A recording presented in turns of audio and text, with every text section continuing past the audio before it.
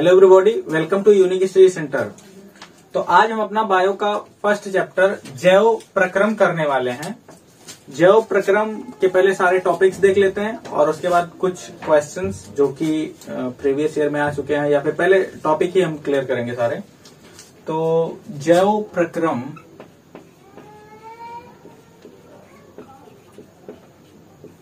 जैव प्रक्रम क्या होता है? तो वो सारी प्रक्रियाएं जो हमको जिंदा रहने के लिए हमारे अंदर होती रहती हैं उसको हम जैव प्रक्रम बोलते हैं। हम सांस लेते हैं, ये एक जैव प्रक्रम है, मतलब ये एक लाइफ की प्रोसेस है। और हम भोजन करते हैं तो वो डाइजेस्ट होता है, तो ये क्या है? ये भी एक जैव प्रक्रम है ना। हमारे अंदर रक्त का परिसंचरण हो रहा होता है, तो ये भी एक जैव प्रक्रम है।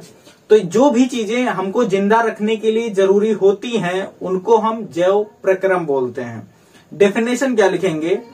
वे सारी प्रक्रियाएं जो एक जीव को जिंदा रखने के लिए आवश्यक होती हैं उनको हम जैव प्रक्रम बोलते हैं। उदाहरण श्वसन, संवहन, पोषण और उत्सर्जन, ये सभी क्या है? जैव प्रक्रम है। तो हमको इस चैप्टर में तो 4 ही जैव प्रक्रम पढ़ने हैं, कुल मिला जुला करके यहाँ पे 10th में जो आपको 5 पढ़ने हैं, तो इस चैप्टर में 4 हैं। और एक जैव प्रक्रम होता है रिप्रोडक्शन, वो हमको अगले चैप्टर में मिलेगा। तो क्या क्या होगा? पहला जो जैव प्रक्रम हम पढ़ेंगे, पहला पोषण पढ़ेंगे, फिर पोषण, उसके बाद श्वसन पढ़ेंगे, फिर संवहन या वहन, और फिर उसके बाद उत्सर्जन। इस चैप्टर में हमको यही चारों के बारे में पढ़ना है। पूरे चैप्टर की समरी यही इतनी है। अगला एक जो बच रहा है वो है प्रजनन, तो वो अगले चैप्टर में हमको मिलेगा। अब पोषण में क्या क्या पढ़ेंगे? तो पोषण क्या होता है? वातावरण से चीजों को अपने अंदर, मतलब कंज्यूम करना, चीजों को अपनी वृद्धि के लिए, अपने डेवलपमेंट के लिए, यही पोषण होता है।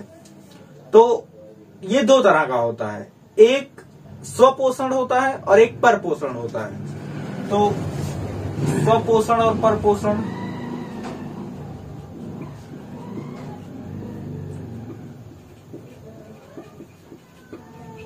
अब जो स्वपोषण करते हैं उनको स्वपोषी बोलते हैं और जो परपोषण करते हैं उनको परपोषी बोलते हैं। स्वपोषण होता क्या है?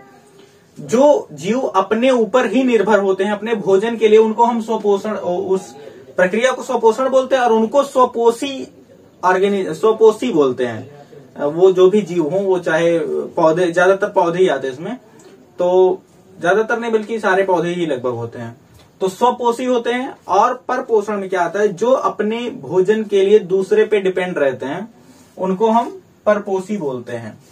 उदाहरण हो गया सारे जानवर, और हम खुद ह्यूमन भी परपोषण है ना, हेटेरोट्रॉपिक ही होते हैं। तो इसमें हम स्वपोषण में क्या पढ़ेंगे? स्वपोषण में प्रकाश संश्लेषण पढ़ेंगे।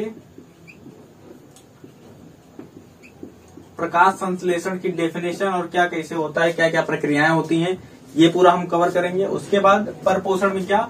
मानव में पाचन,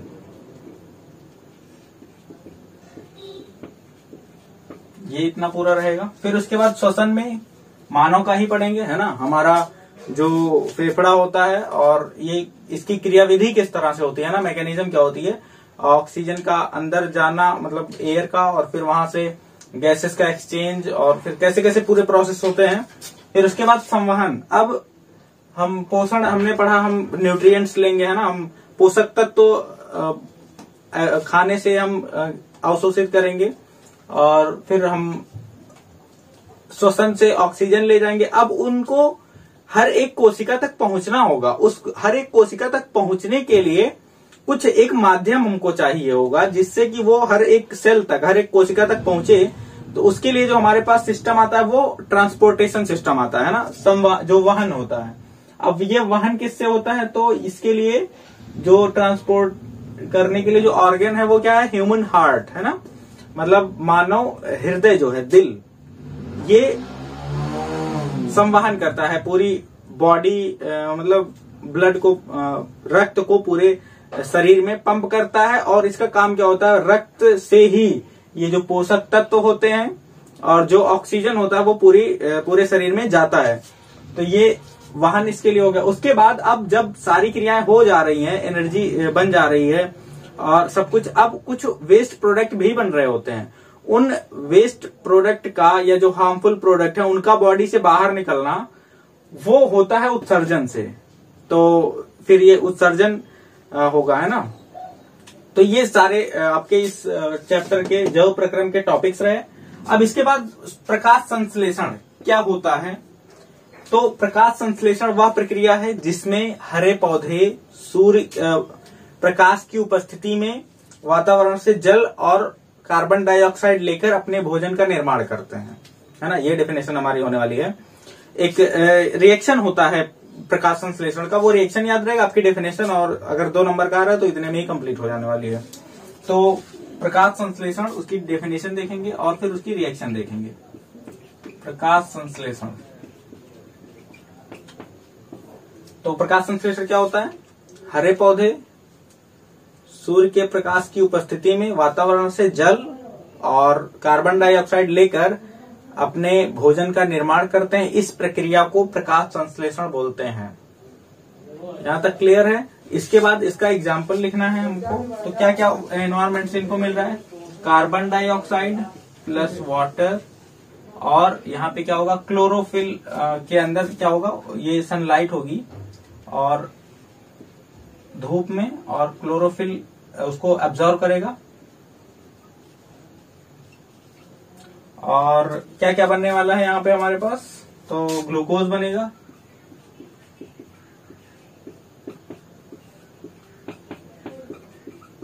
रिएक्शन बैलेंस नहीं है लेकिन यही पूरा प्रोसेस होता है फोटोसिंथेसिस, प्रकाश संश्लेषण का। तो वो डेफिनेशन हो जाएगी और ये प्रकाश संश्लेषण का एग्जाम्पल हो जाएगा। ये जब अगर कम नंबर का आ रहा है तब, है ना। और अगर इसमें प्रकाश संश्लेषण किन चरणों में होता है ना, उसमें प्रकाशिक और अप्रकाशिक, फिर प्रकाश संश्लेषण के चरण होते हैं कई सारे, कि उसमें हिल अभिक्रिया क्या होती है और किन किन स्टेप में कंप्लीट होता है। तो सबसे पहले क्या होता है, सनलाइट का एब्जॉर्प्शन होता है ना, मतलब सूर्य का प्रकाश क्लोरोफिल द्वारा अवशोषित कर लिया जाता है। उसके बाद ये जो वाटर मॉलिक्यूल है ये स्प्लिट होता है हाइड्रोजन और ऑक्सीजन में, मतलब जो जल के अणु हैं वो ऑक्सीजन और हाइड्रोजन में टूटते हैं। और फिर अगले प्रोसेस में तीसरा जो स्टेप होता है उसमें कार्बन डाइऑक्साइड का रिडक्शन होता है, और मतलब कार्बन डाइऑक्साइड का अपचयन होता है जिससे ग्लूकोज, ऑक्सीजन और वाटर बनता है। तो ये सारे स्टेप्स होते हैं प्रकाश संश्लेषण के। तो उसमें कुछ अभिक्रिया होती हैं जो प्रकाशिक होती हैं, जो अप्रकाशिक होती हैं, है ना। तो ये सारे, ये थोड़ा डिटेल में ज्यादा हो जा रहा है, लेकिन हमको जो देखना है वो प्रकाश संश्लेषण और उसका रिएक्शन ही देखना है। इसके बाद हमारा जो अगला टॉपिक है वो मानव में पाचन, मानव का पाचन तंत्र इसमें आएगा। मानव में पाचन, और फिर पाचन कैसे होता है, उसका प्रोसेस क्या होता है, और किस तरह से हमारा जो ह्यूमन बॉडी है, ह्यूमन जो डाइजेस्टिव सिस्टम है वो किस तरह से डिजाइंड है, वो अब देखेंगे क्या होता है। और कौन कौन से प्रोटीन, एंजाइम, मतलब प्रोटीन नहीं, कौन कौन से एंजाइम और कौन कौन से डाइजेस्टिव जूस या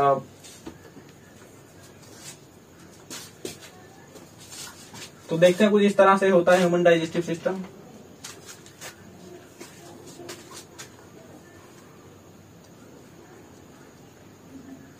यहाँ पे ये हो जाएगा अमाशय, जो कि जे शेप का होता है, और यहाँ पे हो जाएगा लीवर,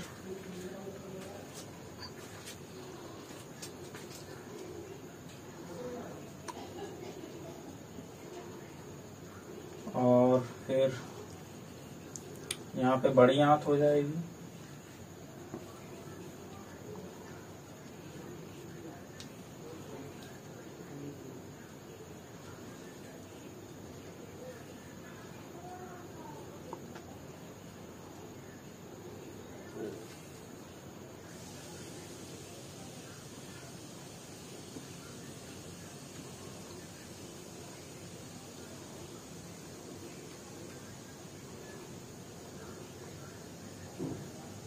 इस तरह से कुछ छोटी आंत होती है और यहाँ पे होता है अग्नाशय। तो इस तरह से आपको फिगर बस सिंपल सा ही बनाना रहेगा। और ये होता है ह्यूमन डाइजेस्टिव सिस्टम। नाम इसके पार्ट्स देख लेते हैं कौन कौन से होते हैं। तो ये क्या होता है, ये हमारा जो मुख होता है ना, और यहीं पे क्या होती है, लार ग्रंथियां होती हैं। और फिर इधर क्या होता है, ये हमारा फूड पाइप या इसोफेगस है ना, जिसको हम आहार नाल बोलते हैं। और ये होता है अमाशय।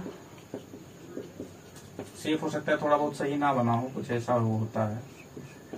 और फिर उसके बाद ये होता है, उसी अमाशय के नीचे अग्नाशय होता है, जो पत्ती के जैसा थोड़ा सा होता है। और इस अग्नाशय के बाद ये होती है बड़ी आंत। इधर ये अंदर होती है छोटी आंत। और इधर ये होता है अपेंडिक्स। और ये होता है लीवर, जो यकृत होता है। और यहीं पे होती है एक छोटी सी थैली, जिसको हम पित्त की थैली बोलते हैं।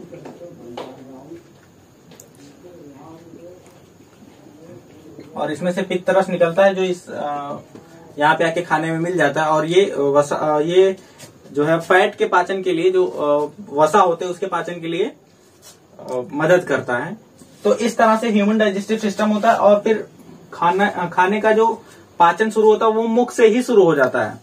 और फिर आगे जैसे से बढ़ते जाते हैं तो अलग अलग हिस्से से अलग अलग एंजाइम और सब निकलते रहते हैं, जिससे वो खाने को डाइजेस्ट करने में मदद करते हैं। तो क्या क्या होगा, पहले खाना एंटर करेगा यहाँ पे मुख में, तो कार्बोहाइड्रेट का पाचन यहीं से शुरू हो जाएगा, है ना।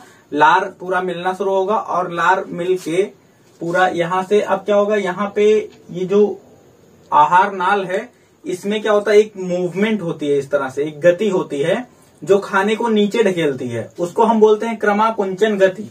और ये कुछ इस तरह से ऐसे से मूव करके यहाँ पे आके गिरता है। तो यहाँ से खाना आएगा, फिर उसको पूरा चबाया जाएगा, उसमें लार मिलेगा पूरा, और फिर वो क्रमाकुंचन जो गति होती है इस तरह से कुछ उसको भेजेगा पूरा नीचे। तो वो आएगा स्टमक में, यहाँ पे अमाशय में। अब अमाशय में क्या होता है, HCl रिलीज होता है, HCl और पेप्सिन। अब HCl क्या करता है, खाने को अम्लीय बना देता है, बिल्कुल जो भी बैक्टीरिया रहेंगे वो सारे वहां पे मर जाएंगे। और पेप्सिन और रेनिन भी निकलता है, लेकिन रेनिन छोटे बच्चों में ज्यादा होता है, क्योंकि रेनिन दूध को पचाता है ना, दूध को डाइजेस्ट करता है। और तो HCl उसको अम्लीय बनाएगा, पेप्सिन प्रोटीन को डाइजेस्ट करने में हेल्प करेगा, तो HCl पेप्सिन हो जाएगा। उसके बाद यहाँ पे फिर ये खाना आगे बढ़ेगा। अब ये एसिडिक रहेगा। अब इसमें जो वसा बची रहेगी, वसा के पाचन के लिए यहाँ पे लीवर, ये जो पित्त की थैली, यहाँ से पित्त रस निकलेगा और वो उसको क्षारीय बना देगा, और जिससे आगे वसा के पाचन में मदद मिले। और यहाँ अग्नाशय से क्या क्या निकलता है, ट्रिप्सिन और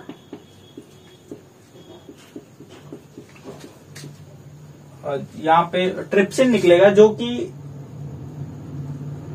जो प्रोटीन बचा रह जाता है उसके डाइजेशन के लिए ये ट्रिप्सिन उसको जिम्मेदार होता है पचाने के लिए, तो ट्रिप्सिन। और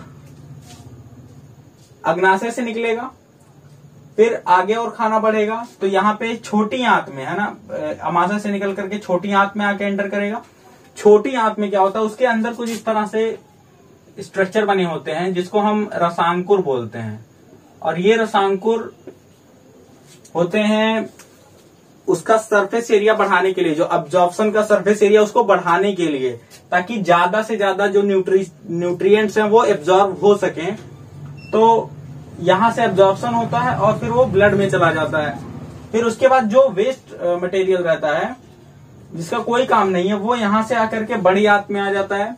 बड़ी आंत में भी रसांकुर होते हैं और ये पानी को एब्जॉर्ब करते हैं। तो यहाँ पे इस हिस्से में पानी का एब्जॉर्प्शन होगा। उसके बाद वो जो भी प्रोडक्ट, पूरा वेस्ट मटेरियल है, वो पूरा का पूरा बाहर हो जाएगा और उसी को हम मतलब एक तरह से उत्सर्जन ही होता है वो। तो ये पूरा अगर आपको डिटेल में देखना है तो इसके लिए जो प्लेलिस्ट बनाई गई है 10th साइंस की, वहां पे आपको और डिटेल में मिल जाएगा। यहाँ पे रिवीजन इसलिए थोड़ा हो सकता है कुछ चीजें स्किप हो जा रही हो, तो अगर आपको डिटेल में देखना है तो आप वहां पे जाकर के विजिट कर सकते हैं। उसके बाद ये पाचन का ये तरीका होता है और इस तरह से यही चीजें हमको लिखनी रहेंगी। अगर मानव के पाचन तंत्र के बारे में आता है, उसको एक्सप्लेन करने को आता है, तो इस तरह से हम चीजें लिखेंगे। कहाँ से भोजन शुरू होता है और कैसे कैसे पूरा का पूरा क्या प्रोसेस होता है, कौन कौन से एंजाइम वहां पे निकल रहे होते हैं, कौन कौन से रस जो डाइजेस्टिव जूस होते हैं वो कौन कौन से मिलते हैं, और किस किस प्रोसेस ऑफ फूड जो है वो पास होता है। फिर उसके बाद ये हमारा स्वपोषण में प्रकाश संश्लेषण हो गया। फिर परपोषण में हमने देख लिया ह्यूमन डाइजेस्टिव सिस्टम। उसके बाद आता है श्वसन। तो श्वसन हमको बस ह्यूमन का ही पढ़ना है ना। हम क्या पढ़ेंगे, फेफड़े के बारे में, उसका किस तरह से स्ट्रक्चर होता है, कैसे वो काम करता है।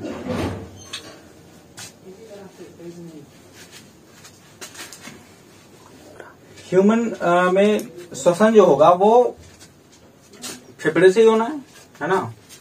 तो एक डिफरेंस यहाँ पे होता है श्वसन और ब्रीदिंग, है ना। सांस लेना और श्वसन में क्या कुछ अंतर होता है, तो अंतर होता है। सांस लेना बस सांस को अंदर करना और फिर सांस बाहर निकालना, बस ये होता है श्वसन। ये होता है ब्रीदिंग, है ना। और श्वसन क्या होता है, श्वसन एक बहुत कॉम्प्लेक्स प्रोसेस होता है कि वो सेल के अंदर होता है, जो एनर्जी बनती है वो होता है श्वसन, है ना। मतलब ऑक्सीडेशन हो रहा था श्वसन में, जो भी न्यूट्रिएंट्स होते हैं उसका, और कार्बन डाइऑक्साइड बन रहा होता है, वो उसको हम श्वसन बोलते हैं। तो श्वसन एक बहुत बड़ी मतलब काफी लंबी प्रक्रिया होती है, और जो कि सेल के अंदर होती है ना, सेल के अंदर। और तो देखते हैं किस तरह से होगा। तो यहाँ पे ये हमारा विंड पाइप होगा,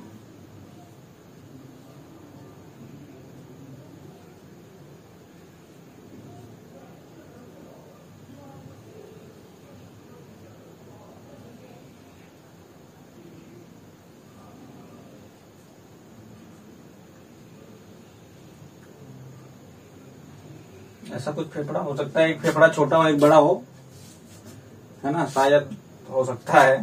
तो ठीक है, आप अपने हिसाब से बना लीजिएगा उसको। और ऐसा कुछ होता है। इसके ऊपर से रिप्स गई रहती हैं, और रिप्स के अंदर रहता है, क्योंकि ज्यादा सेंसिटिव पार्ट होता है तो सुरक्षा उसको चाहिए होता है। अब इसके अंदर का स्ट्रक्चर क्या होता है, इस तरह से ढेर सारी ब्रांचेस निकली रहेंगी फेफड़े में अंदर इसके, और ये थोड़ा सा बलून जैसा स्ट्रक्चर रहता है, ऐसे ऐसे करके। और इनको हम बोलते हैं एल्वियोलाई, है ना, या फिर कूपिकाएं बोलते हैं इनको हम। और ये जो होता है हमारा, ये जो आगे बिल्कुल एकदम दिख रहा है जिसमें से हवा अंदर जाती है, वो होता है विंड पाइप या फिर श्वास नली। और ये होता है ब्रोंकाई, और आगे जो जाके ब्रोंकियोल्स में डिवाइड होता है। नाम आप देख लीजिएगा, ब्रोंकाई और ब्रोंकियोल्स का क्या होता है। और फिर उसके बाद आगे जब ये बढ़ेगा तो आगे यहाँ पे ये मुख में मतलब नाक में ऐसे आके करके खुला रहेगा। तो ये होगा हमारा नासा द्वार, नेजल पासेस।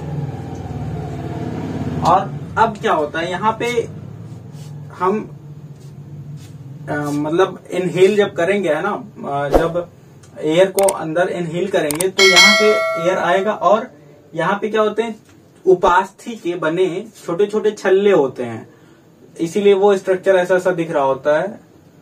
तो ये छोटे छोटे छल्ले उपास्थि के इसलिए बने होते हैं ताकि जब हम सांस ले रहे हो ना, सांस खींच रहे हो या फिर सांस बाहर निकाल रहे हो, तो वो सिकुड़ ना जाए, इसके लिए उपास्थि के बने होते हैं। क्योंकि अगर उपास्थि के अंदर हवा नहीं भी रहेगी तो भी वो अपने स्ट्रक्चर को बदलेगा नहीं। तो उपास्थि के बने इस तरह से छल्ले होते हैं, और फिर आगे ये दो हिस्सों में डिवाइड होते हैं, है ना, लेफ्ट और राइट में दोनों चला जाता है। और फेफड़ों का भी एक फेफड़े में 3 हिस्से होते हैं और दूसरे वाले में 2 हिस्से होते हैं। तो आगे ऐसा करके दाहिने बाएं का ऐसा कुछ कॉन्सेप्ट है। आगे ये डिवाइड होगा। अब कहानी क्या होती है पूरी, यहाँ से एयर एंटर करेगा, आएगा इधर आ जाएगा। अब इसके ऊपर क्या होते हैं, पतले पतले ब्लड के वेसल्स है ना, ब्लड वेसल्स उस पर लिपटे रहते हैं। और यहाँ पे क्या होती है, सेमी परमेबल मेम्ब्रेन होती है जिसमें से गैसेस ट्रांसफर हो सकती हैं। तो यहां से जब ऑक्सीजन क्या होगा, उस ऑक्सीजन चला जाएगा रक्त में, और उस रक्त में जो कार्बन डाइऑक्साइड रहेगा वो चला आएगा फेफड़े में, इस कूपिकाओं के अंदर। अब यहां से जो आया था यहाँ पे आ चुका है, ऑक्सीजन जो है वो ब्लड में जा चुका है, और वहां का कार्बन डाइऑक्साइड आ चुका है इस कोशिकाओं में। तो कोशिकाओं में आने के बाद क्या होगा, ये फिर से पूरा का पूरा बाहर हो जाएगा, एक्सहेल हम जब करेंगे तब। तो ये प्रोसेस होता है ब्रीदिंग का। अब यहाँ पे ये जो ब्लड में मिल चुका है, ये ब्लड सीधे अब जाएगा हार्ट में। तो आगे उसी के बारे में हमको पढ़ना है कि ये किस तरह से होता है, कैसे कैसे। तो श्वसन यही है श्वसन तंत्र,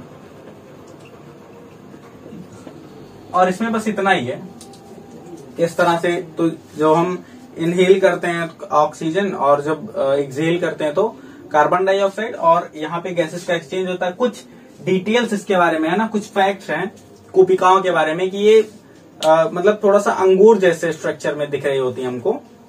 तो वो इसलिए क्योंकि ताकि उसका सरफेस एरिया बढ़ जाए, है ना, जो एक्सचेंज हो रहा है गैसेस का वो सरफेस एरिया बढ़ जाए, ताकि ज्यादा से ज्यादा अमाउंट में गैसेस ट्रांसफर हो सके, है ना, मतलब आवागमन हो सके ज्यादा से ज्यादा गैसों का। तो इसके लिए ये स्ट्रक्चर कुछ ऐसा बलून जैसा इससे बना होता है। तो ये रहा श्वसन का पूरा प्रोसेस। अब जब यहाँ पे कार्बन डाइऑक्साइड आ चुका है कोशिकाओं में और ऑक्सीजन जा चुका है, अब ऑक्सीजन को जाना है पूरे शरीर में, हर एक कोशिका तक जाना है। तो उसके लिए हमको मिलेगा वहन। वहन हम पढ़ेंगे, और वहन पौधों में भी आगे पढ़ेंगे। वाष्पोत्सर्जन और वहन इस तरह से होता है। तो श्वसन तंत्र हो चुका। अब वहन, तो ये क्या होता है,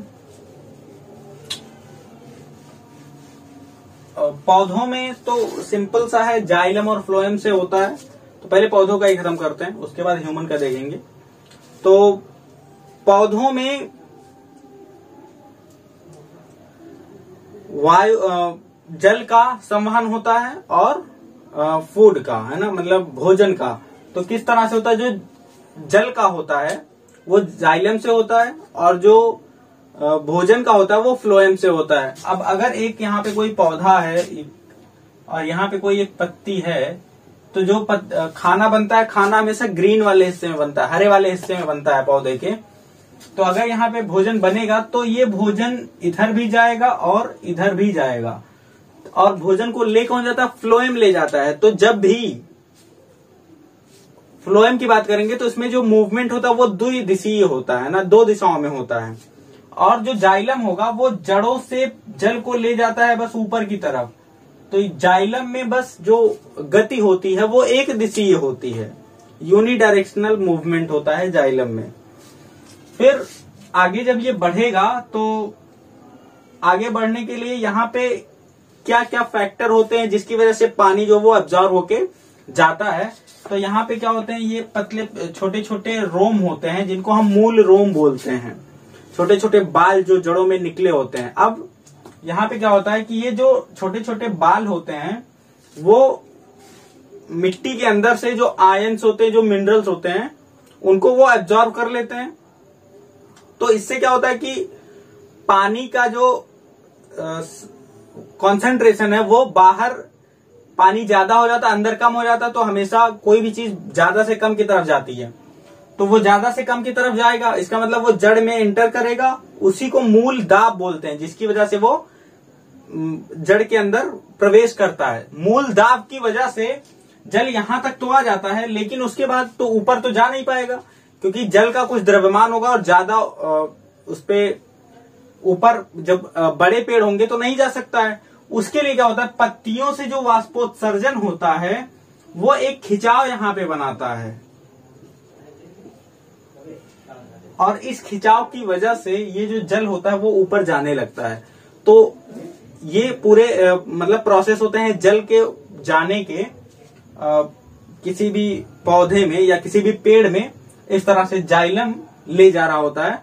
और वाष्पोत्सर्जन और मूल दाब ये दो कारक होते हैं जिसकी वजह से जो पानी है वो जाइलम में ऊपर चढ़ता है। फ्लोएम की बात करेंगे तो जिधर भी हिस्सा खाली होगा उस तरफ मतलब जो नॉन ग्रीन पार्ट्स होंगे प्लांट के उस तरफ वो फूड को भेजेगा, वो चाहे ऊपर की तरफ हो चाहे नीचे की तरफ हो। तो फ्लोएम का काम होता है भोजन को भेजना पूरी प्लांट के पूरी बॉडी में। फिर उसके बाद ह्यूमन वाला, ह्यूमन हार्ट और उसका कैसे कैसे स्ट्रक्चर होता है, कैसे मैकेनिज्म होती है। तो ह्यूमन हार्ट कुछ इस तरह से बनता है, 4 चैम्बर होते हैं और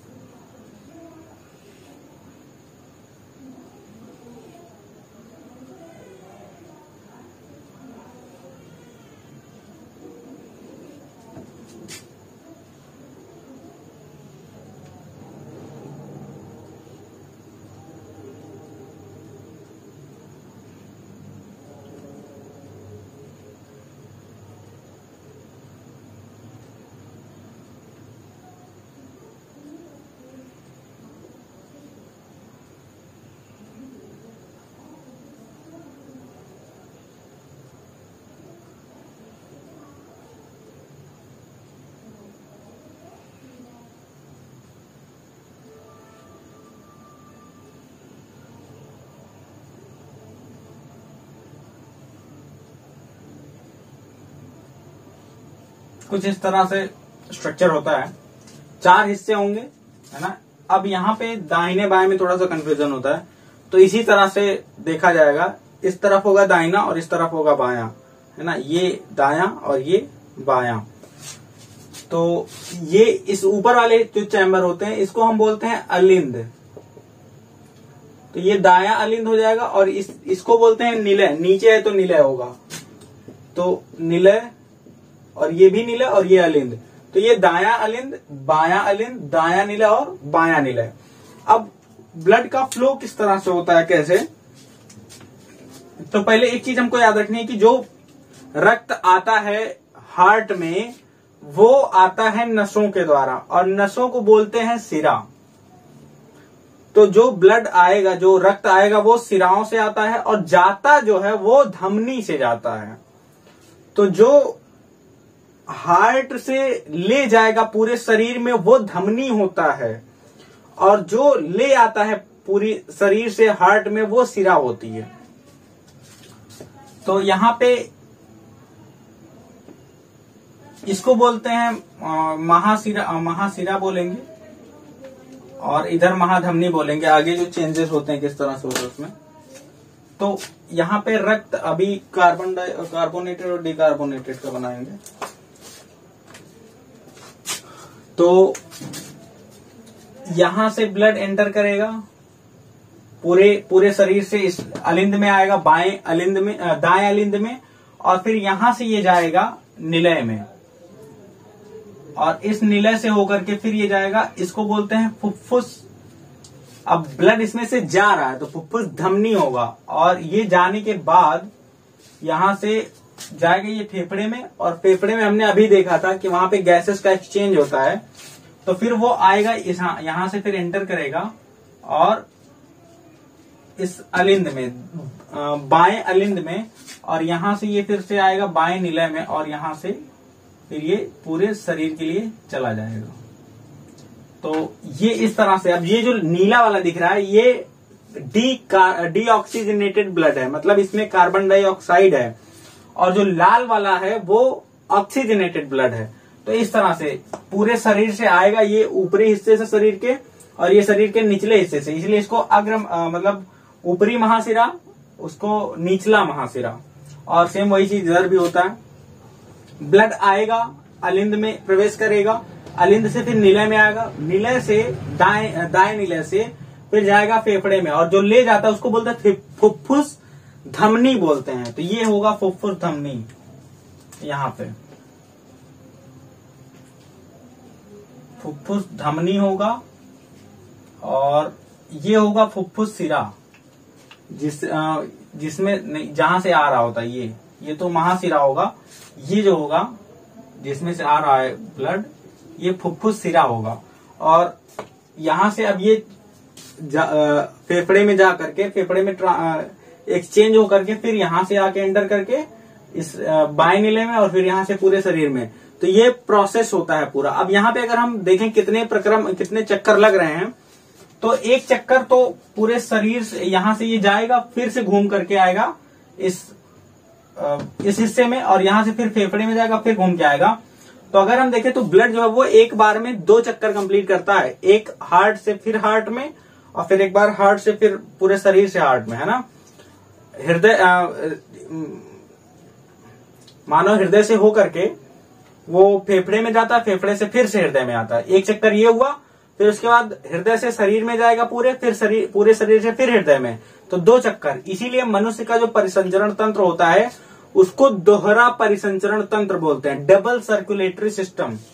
तो ये वाहन का हो गया ह्यूमन में, इस तरह से इसकी मैकेनिज्म होती है, इस तरह से ब्लड का पूरा फ्लो होता है कि ये जो रक्त बह रहा होता है वो किस तरह से। अब इसके बाद आते हैं ब्लड वेसल्स, जो रक्त बहने वाले जो जिसमें से बहता है। तो क्या क्या होता है, पहला तो धमनी होता है जो रक्त को ले जाता है पूरे शरीर में, वो धमनी। जो ले आता है वो होता है सिरा, और बीच में होते हैं केशिकाएं, रक्त केशिकाएं, जो पतले पतले बिल्कुल बाल जितने पतले पाइप्स होंगे, और इनमें से भी ब्लड पास होता है। तो वो धमनियां, क्योंकि सेल तक ले जाना होता है तो इसलिए उतने पतले पतले रक्त, उनको रक्त केशिकाएं बोलते हैं। तो ये सारे ब्लड वेसल्स होते हैं। फिर उसके बाद ब्लड के पार्ट्स क्या क्या होते हैं, तो ब्लड के पार्ट्स होते हैं आरबीसी, डब्ल्यूबीसी, प्लेटलेट्स, और उसके बाद प्लाज्मा।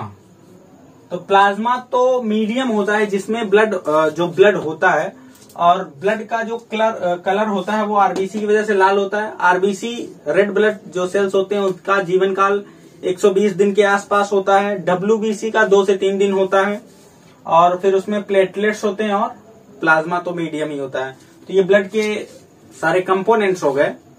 ये पूरा ह्यूमन सर्कुलेटरी सिस्टम है ना, ह्यूमन ट्रांसपोर्टेशन में जो हमको पढ़ना था, ह्यूमन के ट्रांसपोर्टेशन में।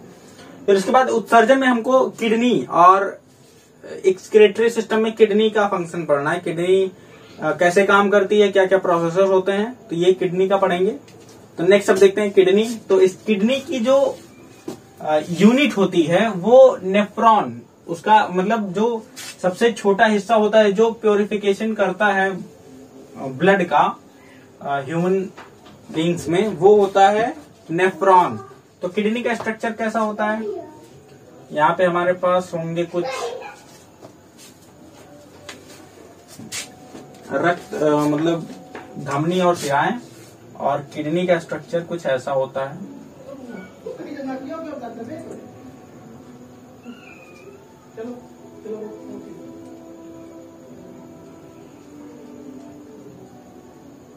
ये स्ट्रक्चर होगा किडनी का, और यहाँ पे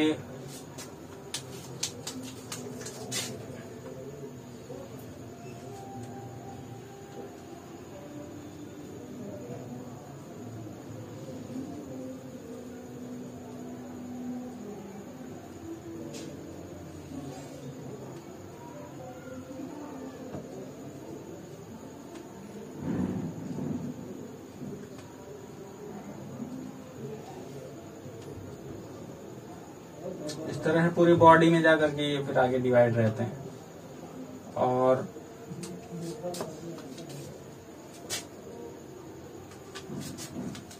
अगला ये ले जाने वाला होगा ब्लड को, और इसी के साथ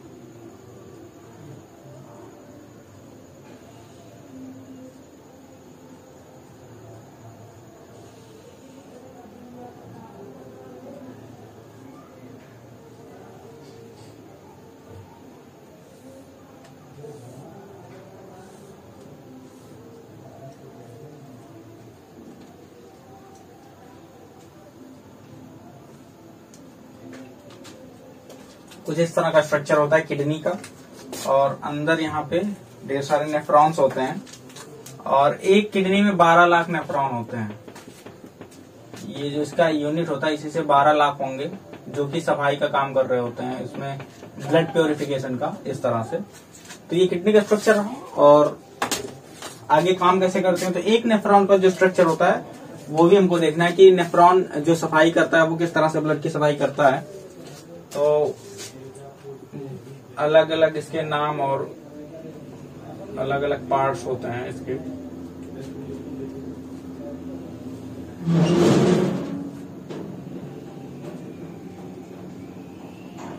ये इनमें से जो एक नेफ्रॉन है ये वही वाला बन रहा है। तो यहाँ पे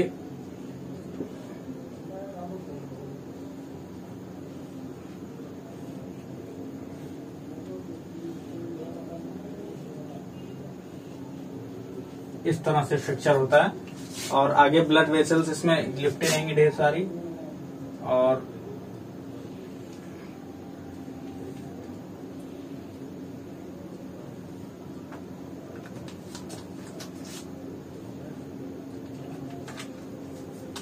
रक्त केशिकाएं लिपटी रहेंगी।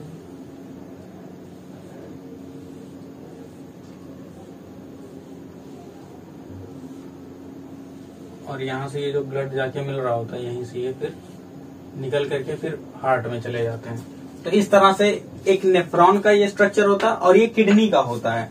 अब इसमें से ब्लड आ रहा होगा तो ये जाएगा फिर से किडनी में, और किडनी में सफाई की प्रक्रिया किस तरह से होती है। तो यहाँ से अब जब ब्लड आएगा तो आगे चल के ये जो दीवारें होती हैं, ये जो ट्यूब्स होते हैं वो थोड़े पतले हो जाते हैं, और इनके नाम जो अलग अलग होते हैं, है ना। ये बाइल डक्ट और जो कलेक्टिंग डक्ट होता है, और फिर उसके बाद इसको बोमन कैप्सूल बोलते हैं। और ये जो यू शेप का ये जो लाल लाल इधर पूरे लिपटे पड़े हैं, ये सारे ब्लड वेसल्स हैं, है ना, मतलब रक्त केशिकाएं हैं। अब रक्त यहां से आएगा तो ये इसमें से इतना उस पर दबाव पड़ेगा जिससे पूरा का पूरा रक्त छन करके यहां से इस हिस्से में पहुंच जाएगा, और यहां पे पहुंचने के बाद उसमें एमिनो एसिड होगा और ग्लूकोज होगा, यूरिया होगा, जो भी वेस्ट प्रोडक्ट बने वो सब भी रहेंगे, और छन के यहां से आगे पार हो जाएंगे। अब यहाँ पे क्या होता है, इस पूरे हिस्से में बस खाली यूरिया ही बचा रह जाता, बाकी जो भी जरूरी चीजें होती हैं बॉडी के लिए वो फिर से अब्जॉर्ब हो जाती हैं, रीअब्जॉर्ब होके इस ब्लड में मिल जाती हैं, इस यू वाली जो नली होती है इसके अंदर से। अब फिर से ब्लड में मिल गई, फिर से बॉडी के अंदर आ गई, बचता है यूरिया, और ये यूरिया आगे चल के यहाँ से कलेक्टिंग डक्ट में आके इकट्ठा हो जाता है, और इस कलेक्टिंग डक्ट में इकट्ठा होने के बाद ये यहीं से इस नीले वाले हिस्से से यहाँ पे जो निकले होते हैं इस तरह से यूरेटर, और आगे ये निकल करके फिर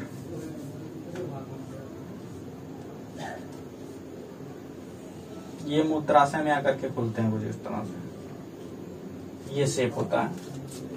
तो जो भी यहाँ से यूरिया लिक्विड और वाटर भी रहेगा एब्जॉर्ब कुछ अमाउंट में, तो यहाँ से एब्जॉर्ब होने के बाद ये इस हिस्से में आएंगे, और जो हमारा यूरिनरी ब्लैडर होगा, और यहाँ से फिर ये रिलीज कर दिए जाएंगे जब भी जरूरत होगी तब। तो ये प्रोसेस होता है उत्सर्जन का, इसको बोलते हैं नेफ्रॉन। ये प्योरीफाइंग यूनिट होता है किडनी का, और ये नेफ्रॉन का स्ट्रक्चर। और बस ये चैप्टर में सब मिला जुला करके इतना ही है। क्वेश्चंस जो आते हैं प्रीवियस ईयर के, अब कुछ क्वेश्चंस देख लेते हैं कैसे उनको लिखना है, क्या एक्सप्लेनेशन उसका कैसे होना है, और क्या क्या चीजें रहेंगी। तो कुछ क्वेश्चंस है हमारे पास प्रीवियस ईयर के, उसको देखते हैं क्या क्या आ चुके हैं।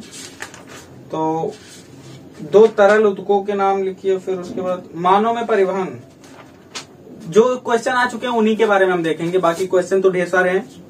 हीमोग्लोबिन क्या है, श्वसन क्रिया में इसकी क्या भूमिका होती है, हीमोग्लोबिन पर संक्षिप्त टिप्पणी लिखनी है। तो हीमोग्लोबिन रक्त में पाया जाने वाला पदार्थ जो ऑक्सीजन के संवहन के लिए जिम्मेदार होता है, और जिसकी कारण रक्त का रंग लाल होता है। तो ये हीमोग्लोबिन का हो जाएगा। और श्वसन को समझाइए, ऑक्सी तथा अनाक्सी श्वसन में अंतर बताइए। और वायवीय श्वसन किस प्रकार का, तो श्वसन का पूरा एक्सप्लेनेशन है जो अभी हो चुका है। और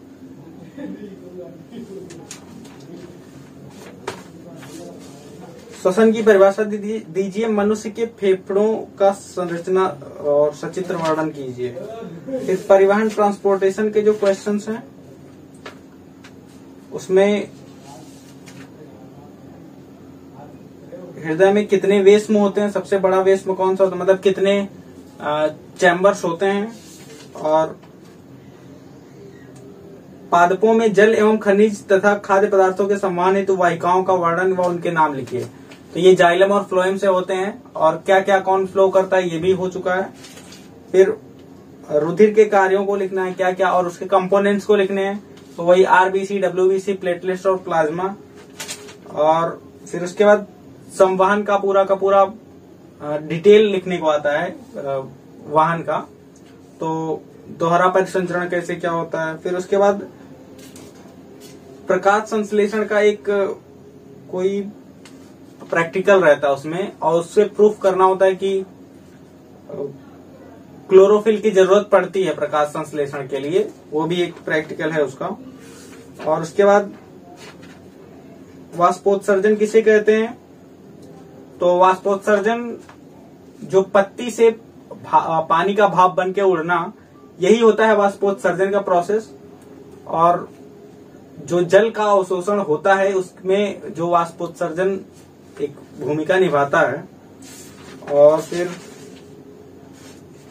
तो ये सारे क्वेश्चंस आपके तैयार होने चाहिए जो भी अभी हो जा रहे हैं।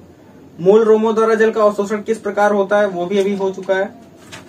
और फिर उसके बाद अगला यही लास्ट वाला टॉपिक उत्सर्जन के बारे में है। तो स्ट्रक्चर भी उसका रहता है। और संग्रहण नेफ्रॉन क्या होता है, तो नेफ्रॉन होता है यूनिट।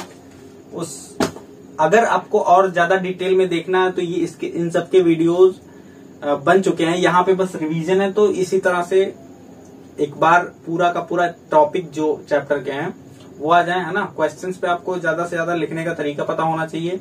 अगर आपको वो चीजें डिटेल में देखनी है तो जो प्लेलिस्ट बनी हुई है साइंस की, आप वहां पे जाकर के एक मतलब एक चैप्टर 3-4 वीडियो में जाकर के कंप्लीट हुआ है, वहां से आप देख सकते हैं। और कोई कंफ्यूजन है, कोई किसी तरह की क्वेरी है तो आप कोचिंग के नंबर पे कांटेक्ट कर सकते हैं। Thank you.